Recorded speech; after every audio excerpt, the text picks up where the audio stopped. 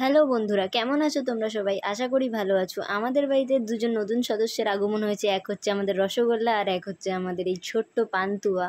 তো ওদের যখন আনলাম তখন আমি ঠিক করলাম আজকে না হয় একটা এমন ভিডিও বানাই যেটাতে র্যাবিট সম্পর্কিত তোমাদের বিভিন্ন তথ্য দেওয়া পসিবল হবে।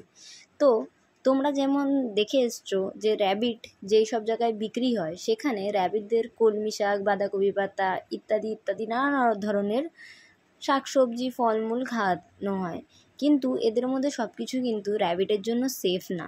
তাছাড়া র্যাবিটের ডায়েটের একটা মেন পার্ট হচ্ছে ঘাস, দুব্বো ঘাস।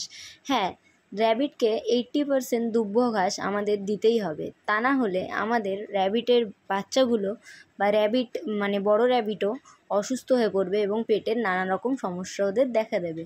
এই দুর্বো ঘাসের পাশাপাশি তোমরা ওদেরকে শশা, কলা এই জাতীয় ফলগুলো সাইডে দিতে পারো।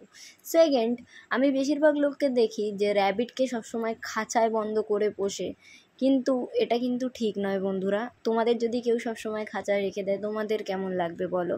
তাই যখনই তোমরা র্যাবিট আনবে একটু ভেবেচিন্তে এনো, কারণ ওদেরও কিন্তু ফ্রি রুমে রাখাটা উচিত। ওদের একটু সময়, বেশিরভাগ সময়টাই নিজেদের মতো করে খেলাধুলো করতে দেওয়া উচিত, না হলে ওদের মনও খারাপ হয়ে যায়। যেরকম আমাদের একটা ঘরে কেউ লক করে দিলে আমাদের মন খারাপ হয়ে যাবে। 3 নম্বর যে পয়েন্টটা, যারা খাঁচায় রাখো মানে যেটুকু সময় খাঁচায় রাখো ওদেরকে খাঁচার ওপর একটা তোমরা কাপড় পেতে দেবে। তাহলে কি হবে, ওদের পায়ে কোনো রকম সমস্যা হবে না বা খাঁচার তারে ওদের পা কেটে যাবে না। সেকেন্ডলি, র্যাবিটরা এই যে দেখছো এটা শুকনো খড় খাচ্ছে, ওরা কিন্তু হেও খায়। তোমাদের এরিয়াতে যদি ওই দুর্বো ঘাস অ্যাভেলেবেল না থাকে তোমরা ওটা মার্কেট থেকে এই শুকনো হেটা কিনতে পারো। এই শুকনো ঘাসগুলো ওরা খুব ভালো খায়। তো তাহলে তোমাদের অ্যাভেলেবিলিটি যদি না থাকে সেক্ষেত্রে ওই শুকনো ঘাসটা খাওয়ালে ওদের শরীর ভালো থাকবে। দেখো, আমার বাড়ির একটা র্যাবিটের শিশু ছিল। আচ্ছা, এই শিশু সম্পর্কে কিছু কথা বলে রাখি।